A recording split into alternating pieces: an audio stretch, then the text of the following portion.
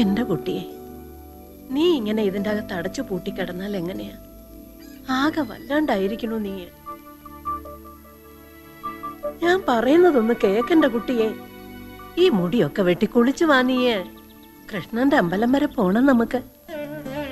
ഒരുപാട് വഴിപാടുകൾ നേർന്നിട്ടുണ്ട് മുത്തേ നിന്റെ പേരിൽ അമ്മ. ഞാൻ എങ്ങോട്ടുമില്ല. ആളുകളുടെ മുഖത്ത് നോക്കാൻ എനിക്ക് വയ്യ. എല്ലാവരുടെയും മുന്നിൽ ഒരു പരിഹാസ കഥാപാത്രമായി പോയില്ലേ എന്നൊരു തോന്നല്. കാലദോഷം കൊണ്ട് അങ്ങനെയൊക്കെ ഉണ്ടായി. ശ്രീരാമചന്ദ്രൻ കിടന്നില്ലേ കാട്ടില്, അതും 14 വർഷം. അത് അച്ഛൻ്റെ ആജ്ഞ നിറവേറ്റാൻ, അമ്മയ്ക്ക് കൊടുത്ത വാക്ക് പാലിക്കാൻ. ഞാനോ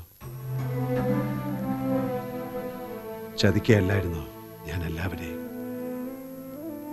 ഭരതാ, കിടന്നോളൂ കിടന്നോളൂ. കാറൽ മണ്ണ വരെ ഒന്ന് പോവാ ഗോവിന്ദ മാമ.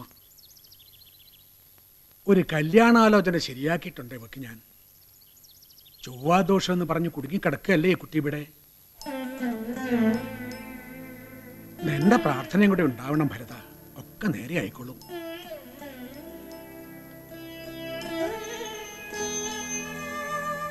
നിനക്ക് ഇവളെ മനസ്സിലായിട്ടുണ്ടാവില്ല.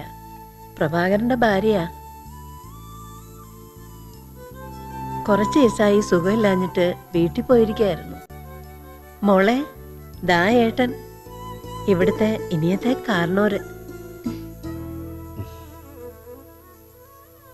ചത്തുപോയ ഒരാളെ ജീവനോട് ആദ്യമായിട്ട് കാണുക ശാരസ്യാര് അല്ലേ? ശാരസ്യാരല്ലാട്ടോ, നല്ല അതല്ല നായരൂട്ടിയാ. പട്ടാമ്പിന്ന് കട്ടോണ്ട് വരായിരുന്നു പ്രഭാരേട്ടൻ.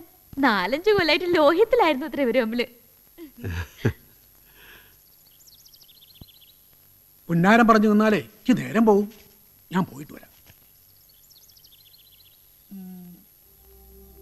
ഇത് നീ ഋഷികേശിന്ന് കൊണ്ടുവന്ന പെട്ടിയല്ലേ? നിറയെ പൊന്നും പെണ്ണും ആവൂതില്ലേ. ആവട്ടെ, പാമയുടെ കല്യാണം കേമായിട്ട് നടത്തണം നമുക്ക്.